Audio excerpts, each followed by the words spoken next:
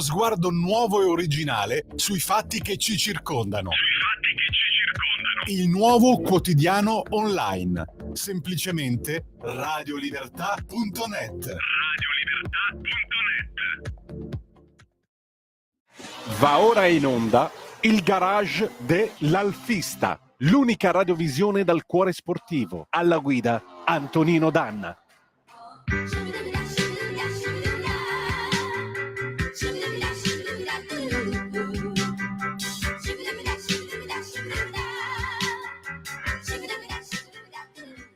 Antonino, a te la linea. Amiche e amici miei, ma non dall'avventura, buongiorno. Siete sulle magiche onde di Radio Libertà. Questo è il garage dell'Alfista. Io sono Antonino Danna e questo è l'inizio della nostra quinta stagione. Allora, oggi cominciamo la nostra puntata con il ricordo di un'automobile che quest'anno è stata ampiamente snobbata nelle celebrazioni e purtroppo spiace vedere il modo in cui è stata trattata, perché a suo modo era un'automobile innovativa, era un'automobile che aveva molto da dire e che non venne premiata semplicemente perché i tempi e i gusti erano, ahimè, cambiati. Ed è stata figlia della crisi dell'Alfa Romeo che poi ha portato nel 1986 alla cessione alla Fiat. Di che cosa stiamo parlando? Stiamo parlando dell'Alfa 90 che dal 28 settembre del 1984 sarebbe andata in vendita in tutte le concessionarie Alfa Romeo e in particolare, pensate, l'Alfa 90, il suo prezzo sarebbe partito dalla 1.800 a carburatori, lire 18.826.000, pari a, vi dico anche a quanto, perché li abbiamo rivalutati col calcolatore del Sole 24 Ore, pari a 26.787 euro e 33 centesimi. Tra l'altro, nelle intenzioni iniziali, io traggo queste informazioni dall'archivio storico della Stampa, nelle intenzioni iniziali l'Alfa 90 avrebbe dovuto inserirsi tra l'Alfetta e l'Alfa 6, in attesa poi dell'arrivo della 164 che era attesa per il 1986. Poi le cose sono andate in modo completamente diverso, perché quelle previsioni, quei rumors della primavera dell'84 si concretizzano invece in questo articolo che viene pubblicato sulla Stampa mo vi dico quando, del 20 settembre 1984, quindi 40 anni fa, e dice: esce di scena l'Alfetta, arriva l'Alfa 90. Milano, l'Alfetta è il modello Alfa Romeo che per 12 anni ha tenuto banco, gli esemplari prodotti sono stati 460.000, esce di scena, ma da fine settembre sulle strade italiane ed estere inizierà a circolare la 90. Il nuovo modello che la casa milanese produrrà ad Arese in 50.000 esemplari l'anno.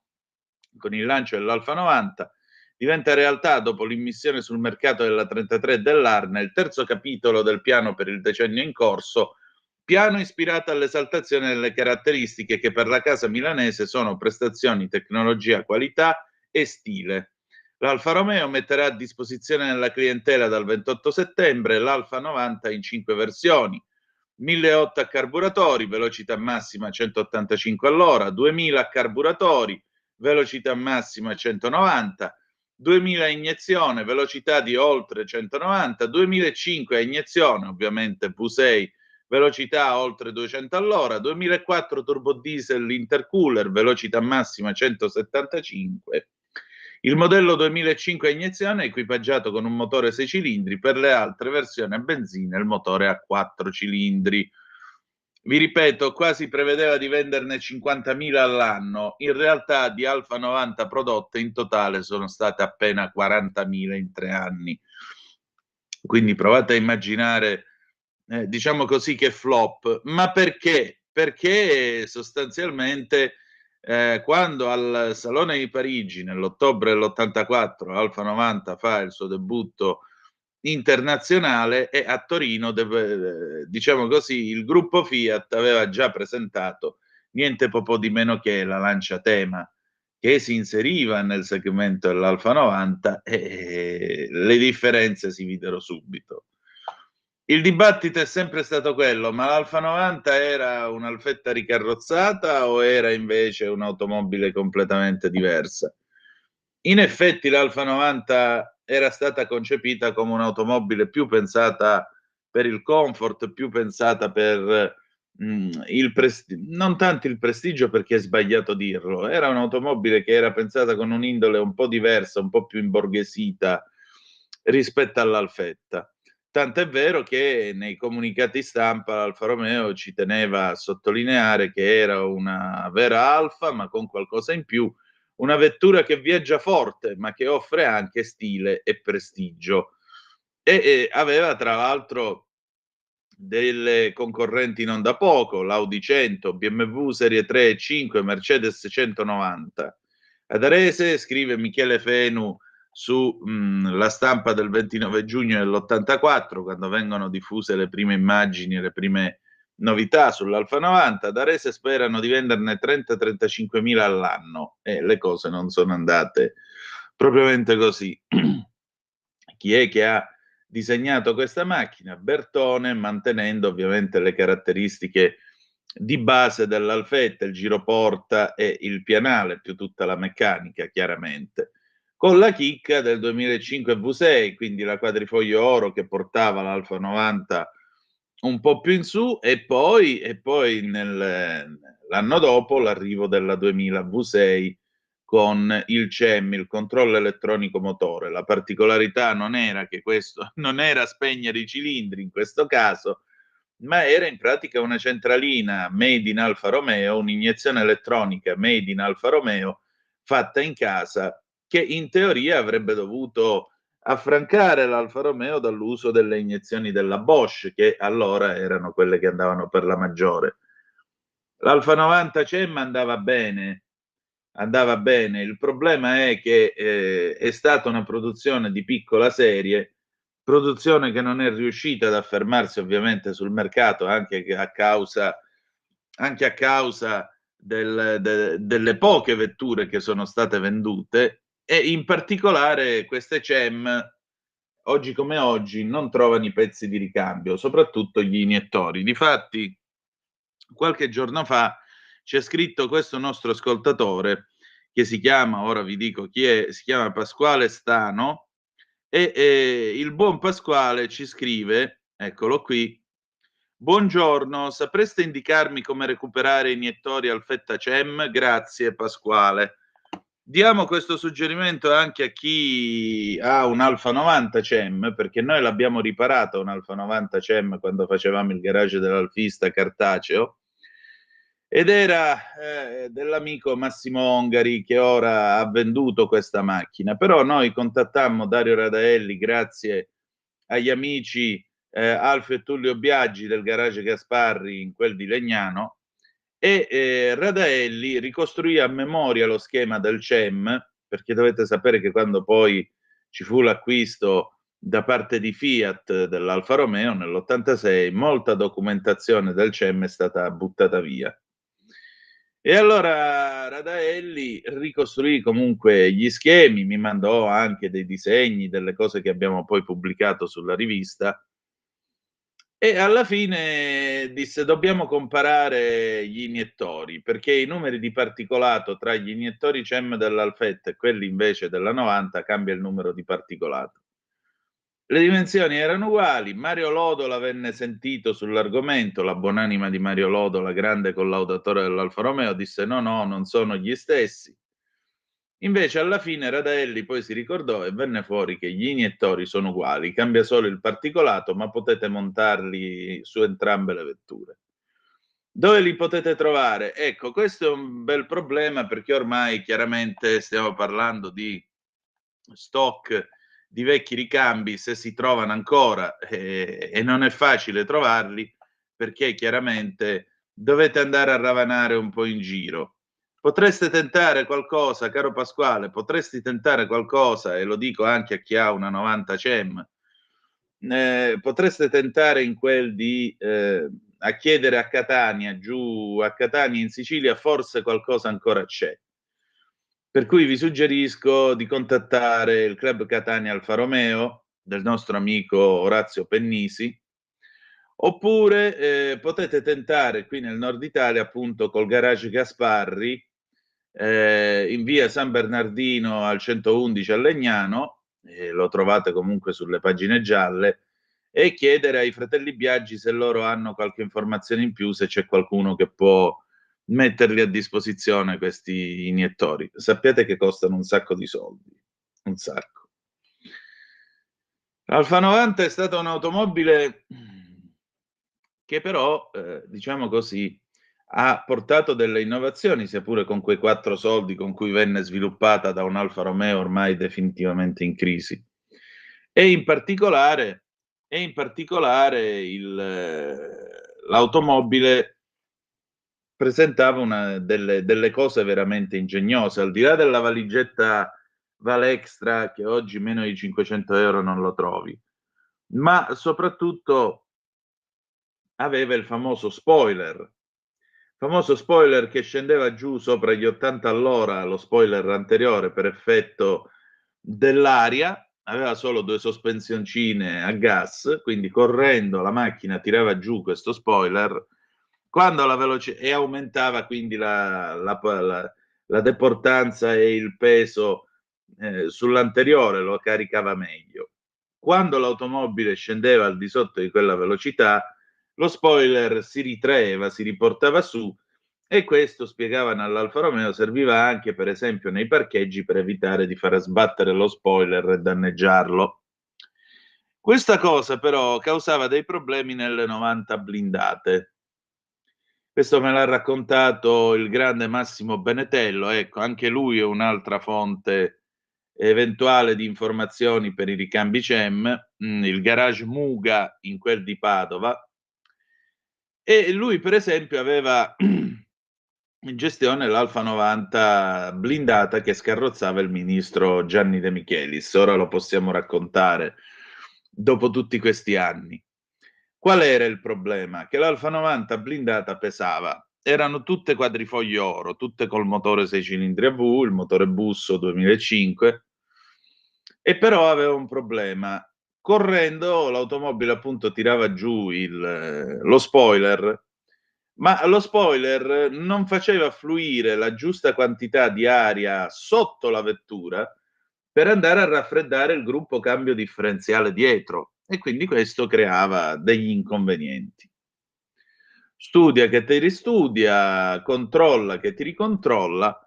Alla fine la soluzione che venne da Arese fu questa: bloccate lo spoiler con le fascette, quelle autostringenti di plastica nera, in modo tale che così, pure che la macchina corre, lo spoiler non viene giù, e così un maggiore ammontare di aria può circolare sotto l'automobile e raffreddare per bene il gruppo cambio differenziale, oltre che ovviamente i tubi di scarico e così via.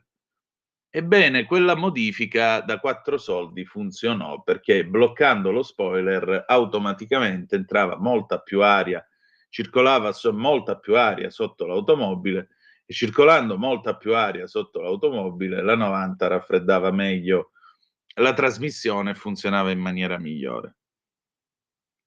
Sono passati 40 anni, l'Alfa 90 è anche l'auto che ha lanciato la strumentazione optoelettronica all'interno del cruscotto. Si parla tanto della Fiat Tipo, la DGT, quella che portò al grande pubblico la strumentazione optoelettronica, ma prima di quella c'era stata l'Alfa 90, che la montava di serie sulla quadrifoglio oro, tra l'altro.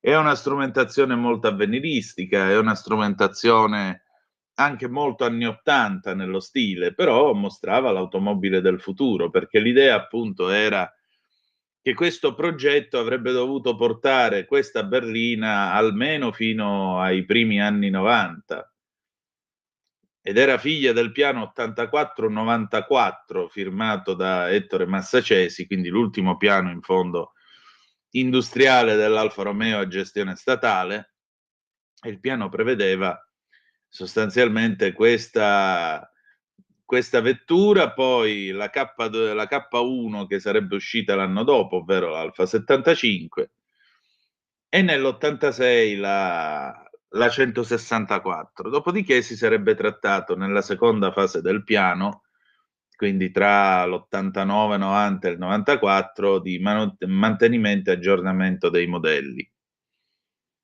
Era un piano, sì, per certi versi ambiziosi, ma altrettanto figlio di quella povertà e arte di arrangiarsi che ormai era di quell'Alfa piena di debiti arrivata quasi al capolinea per quanto riguardava la gestione statale. Che cosa è rimasto dell'Alfa 90? Poco o niente. Tant'è vero che, se non sbaglio, non ci sono stati festeggiamenti ufficiali per quest'Alfa Romeo quest'anno. Si è festeggiata degnamente la Giulietta per i suoi primi 70 anni, si è festeggiata l'Alfetta GT che ne ha compiuti 50, ma dell'Alfa 90 nessuno ha parlato, non è stata ricordata da alcuno. E questo io credo che non sia stato giusto, e per i contenuti tecnologici dell'automobile, e per l'evoluzione in fondo che ha rappresentato rispetto all'Alfetta, perché questo è il modello che è venuto dopo l'Alfetta, mentre invece la 75 è venuta dopo la Giulietta, che è cosa ben diversa.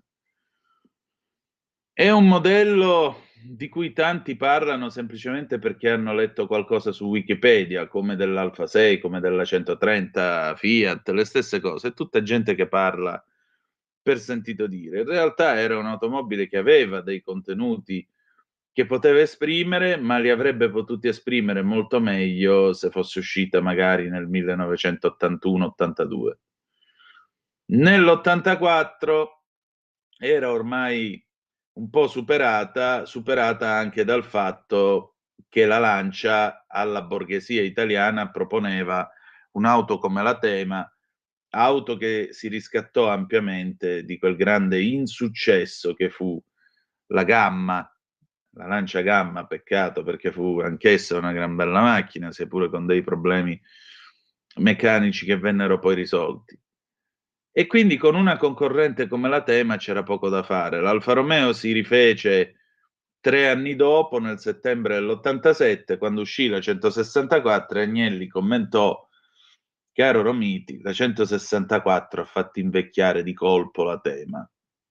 Quella fu la rivincita, l'ultimo acuto di un'auto che era stata impostata integralmente nella gestione IRI, che era stata congelata in attesa di tempi migliori e che poi, anziché uscire nell'86, è uscita dopo la vendita al gruppo Fiat, e che era a trazione anteriore.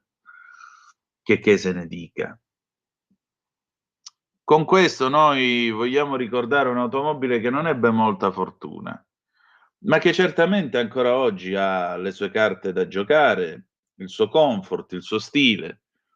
Una grande Alfa Romeo che fu anche realizzata in versione station wagon dalla rivista Auto Capital, auto che io ho visto di persona all'Alfa Blue Team del grande Gippo Salvetti, in quel di Settala. Se vi capita la potete vedere ancora lì.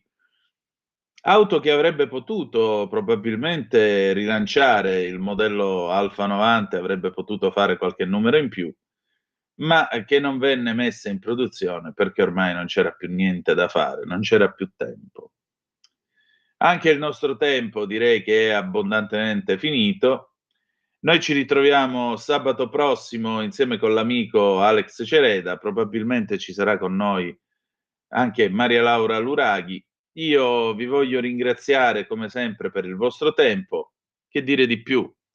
Viva l'Alfa 90! Se trovate un'Alfa 90 in buone condizioni salvatela, salvate anche la 2004 turbo diesel che aveva il motore VM, altro motore ingiustamente dimenticato, ma era una bella macchina anche la 2004 turbo diesel con i suoi 110 cavalli.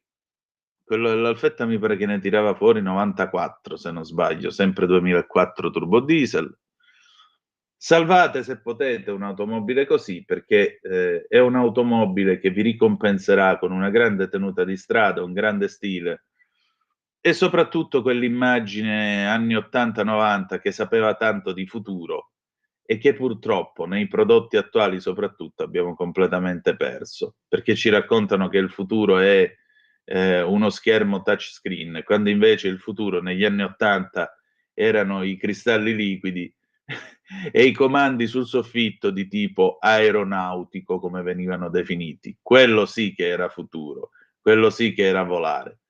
Grazie per essere stati con noi, appuntamento a lunedì alle 10:35 trattabili con Zoom, il drive time in mezzo ai fatti, oppure, se preferite, la prossima puntata del Garage dell'Alfista, il 21 settembre apriamo l'autunno con questa trasmissione e con Alex Cereda. Grazie per essere stati con noi e ricordate che the best is yet to come, il meglio deve ancora venire. Vi ha parlato Antonino Danna, buon weekend. Avete ascoltato